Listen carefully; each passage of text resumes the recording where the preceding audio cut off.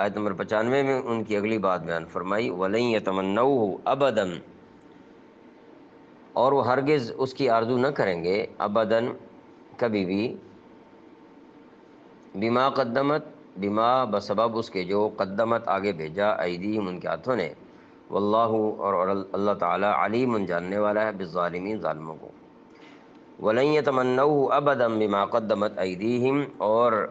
انہوں نے اپنے جو کرتوت آگے بھیج رکھے ہیں، یعنی فرمایا کہ ہم بتائے دیتے ہیں، یہ لوگ جو دعوے کر رہے ہیں ہم بتائے دیتے ہیں کہ انہوں نے اپنے جو کرتوت آگے بھیج رکھے ہیں، ان کی وجہ سے یہ کبھی بھی ایسی تمنا نہیں کریں گے۔ تو یہ بھی گویا قرآن کریم کی طرف سے ایک چیلنج تھا انہیں، جسے قبول کر لینا ان کے لیے بظاہر کوئی مشکل نہیں تھا،